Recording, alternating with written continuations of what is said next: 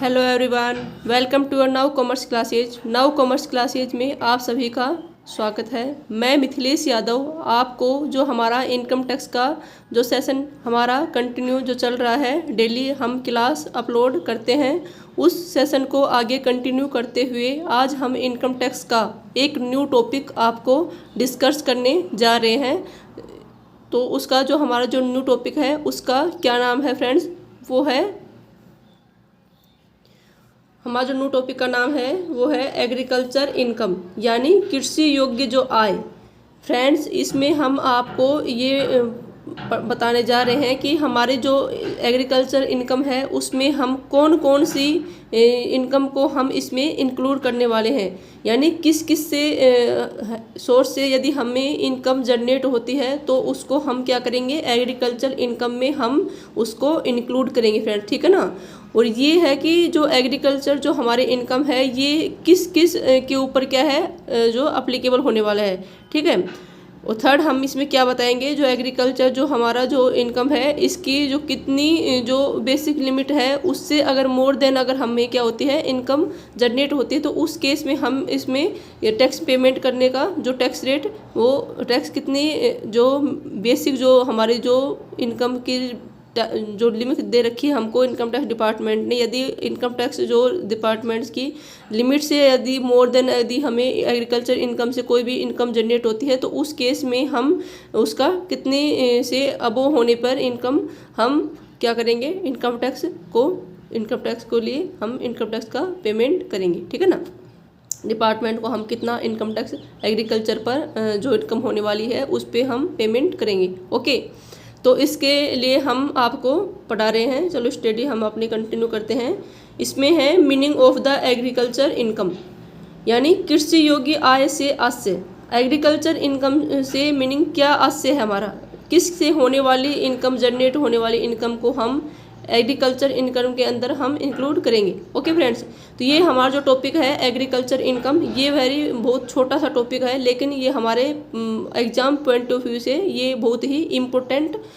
हमारा टॉपिक होता है फ्रेंड्स। ओके, तो इसको हम बहुत ही छोटा 10 मिनट के समथिंग ये हमारा फिनिश होने वाला टॉपिक है, लेकिन ये बहुत ही इम्पोर्टेंट टॉपिक है, ठीक है। आगे चलो क्या बोल रहा है इसमें कि rent receive from agriculture land. देखो, जो कृषि योग्य जो भूमि है उसको से अगर हमें क्या होता है, कोई भी रेंट रिसीव होता है, ठीक है। देखो, एग्रीकल्चर को हमारी लैंड है, समझो आप कि हमारे कोई भी एग्रीकल्चर जो भी हमारे जो जिस भूमि में हम क्या करते हैं कृषि किया जा सकता है, उस जो एग्रीकल्चर जो हमारी लैंड है, भूमि है हमारी कृषि योग्य, उससे कोई यदि हम ने किसी पे हमने रेंट में दे रखी है, क्या दे रखी है हमने, रेंट पे, किराए पे यदि किसी को उसमें फसल को उपजाऊ करने के लिए उसको हमने रेंट पे दे रखी है, तो उस अगर हमें रेंट रिसीव होता है एग्रीकल्चर लैंड से तो उससे होने वाली अगर हमें जो इनकम है उसको हम एग्रीकल्चर इनकम के अंदर इंक्लूड करते हैं। ओके,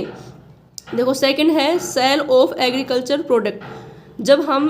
फसल क्रॉप्स क्या करते हैं, लैंड के अंदर बुआई करते हैं, और बुआई कर जब हम उस फसल को काटते हैं तो काटने के बाद क्या करते हैं, जो हमारे जो एग्रीकल्चर जो प्रोडक्ट होते हैं, जो फसल हो गई, सब्जियां हो गई, अनाज हो गई, इस सभी जो प्रोडक्ट हैं एग्रीकल्चर से उत्पन्न होने वाले जो प्रोडक्ट हैं उसको यदि हम सेल करते हैं, क्या करते हैं फ्रेंड, उसको हम यदि सेल करते हैं तो सेल करने से जो हमें इनकम जनरेट होती है तो उससे होने वाली इनकम को भी हम किस में इंक्लूड करेंगे, वो हम एग्रीकल्चर जो हमारी इनकम है उसमें हम क्या करेंगे फ्रेंड्स, इसमें इसको इंक्लूड करेंगे, इसमें हम शामिल करेंगे, ठीक है ना। थर्ड हमारी क्या है, वो है इनकम फ्रॉम नर्सरी बिजनेस। देखो, जब नर्सरी होती है जहाँ पे नर्सरी मतलब छोटे छोटे पेड़ पौधे जहाँ पे सेल किए जाते हैं, उस यदि हम कोई बिजनेस करते हैं तो उस नर्सरी बिजनेस से होने वाली इनकम को भी हम किस में इंक्लूड करेंगे, उसको भी हम एग्रीकल्चर जो हमारे लैंड है उसमें हम क्या करेंगे, इंक्लूड करेंगे। एग्रीकल्चर इनकम में हम नर्सरी से होने वाली जो बिजनेस से जो हमें इनकम जनरेट होती है तो उसको हम एग्रीकल्चर इनकम के अंदर इंक्लूड करते हैं। ओके, फोर्थ वाला पॉइंट है income from growing of bamboo, यानी जो बांस की खेती, बम्बू यानी जो बांस की खेती हम जैसे हमारे जो राजस्थान है उसके जो दक्षिणी राजस्थान में हम डूंगरपुर बांसवाड़ा में इधर यदि बांस होते हैं ना, बम्बू की खेती की जाती है, तो बम्बू से बांस से होने वाली खेती को बांस को हम जैसे सेल करते हैं फ्रेंड्स, तो बांस से होने वाली खेती से जो भी हमें इनकम क्या होती है, जनरेट होती है, तो उसके लिए हम एग्रीकल्चर लैंड में उसको इनकम को इंक्लूड करेंगे। ओके, 5 नंबर हमारा जो पॉइंट है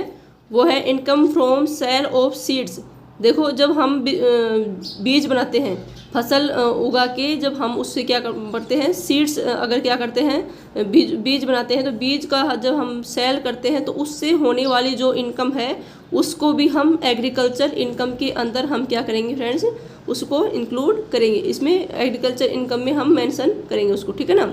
6 वाला हमें क्या दे रखा है point, rent from earn building,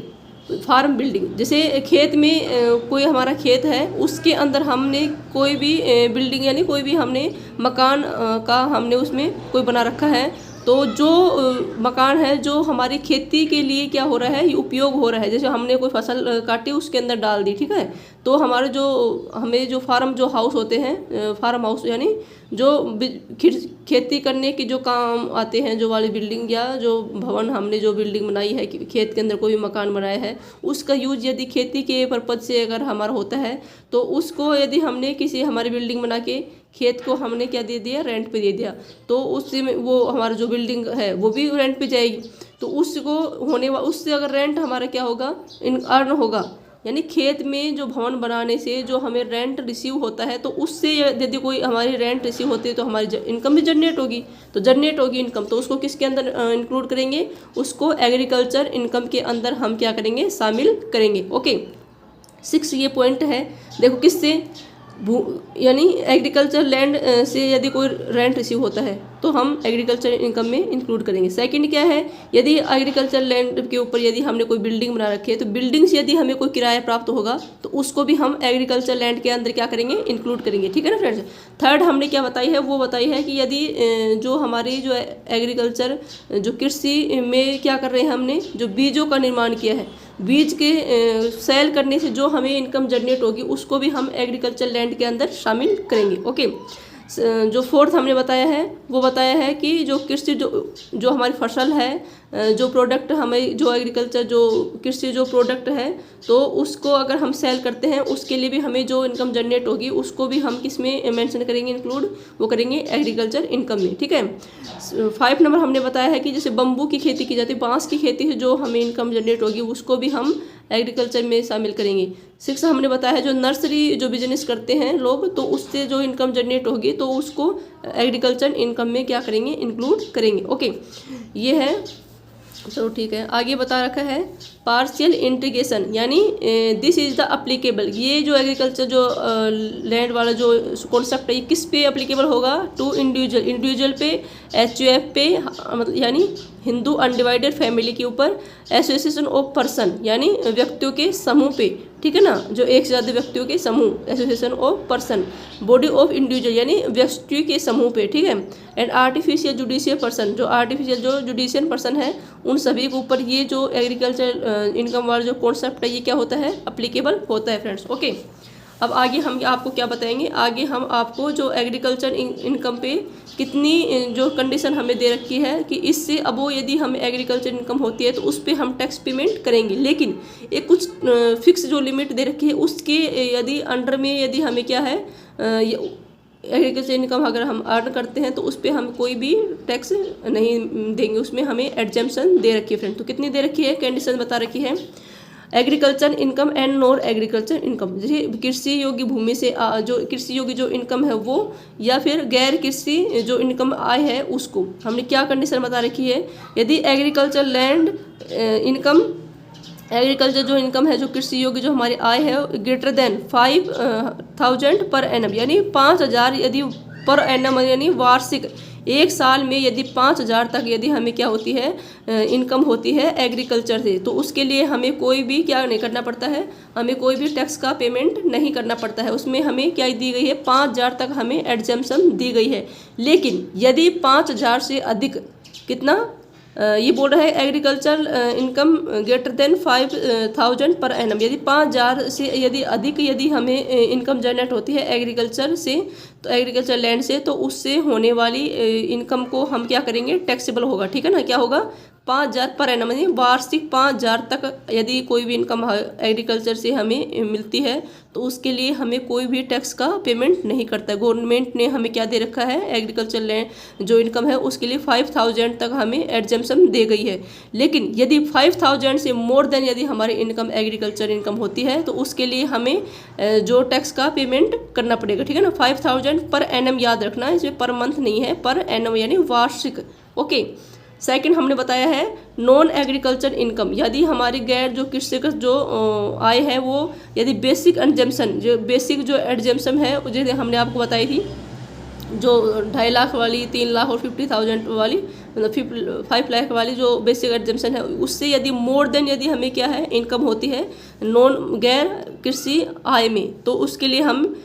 क्या करेंगे, टैक्स का पेमेंट करना पड़ेगा। ओके। तो इसके याद रखने की बात यही है कि इसमें जो एग्रीकल्चर लैंड है, यदि 5 लाख जो एग्रीकल्चर जो इनकम है, मतलब कृषि से जो प्राप्त होने वाले जो आय है वो हमें 5,000 तक यदि कोई भी इनकम हम जनरेट करते हैं कृषि से, जो हमने आपको जो कितने 6 जो पॉइंट बताए थे, जैसे नर्सरी के बिजनेस से इनकम करते हैं, बम्बू जो खेती से इनकम करते हैं जो हमें आय होती है, या फिर कोई सीड्स के सेल करने से जो इनकम जनरेट होती है, या फिर प्रोडक्ट जो एग्रीकल्चर जो प्रोडक्ट है उसको सेल करने से जो इनकम जनरेट होगी, या फिर हमारे जो भवन है भवन में स्थित जो मकान है उसकी बिल्डिंग से जो प्राप्त रेंट होगा उससे, या फिर क्या किससे,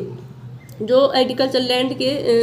रेंट पे देने से, उससे रेंट अगर रिसीव होता है उससे, इन अगर हेड से अगर हमें इनकम जनरेट होती है तो उसको हम एग्रीकल्चर लैंड में इंक्लूड करेंगे, और उसकी जो इनकम है वो अगर हमें 5,000 तक पर एनम के हिसाब से यदि हमें इनकम जनरेट होती है तो उससे हम कोई भी टैक्स पेमेंट नहीं करेंगे। लेकिन यदि 5,000 पर एनम से अगर मोर देन यदि हम इनकम अर्न करते हैं, जनरेट करते हैं एग्रीकल्चर इनकम, तो उसके लिए हमें टैक्स पेमेंट करना पड़ेगा, ठीक है ना फ्रेंड्स। जो हमारा एग्रीकल्चर इनकम वाला जो टॉपिक है ये इतना ही है, हमारा ये फिनिश हो चुका है। अब हम आपको ये बता रहे हैं, यदि आपको इनकम टैक्स से संबंधित कुछ भी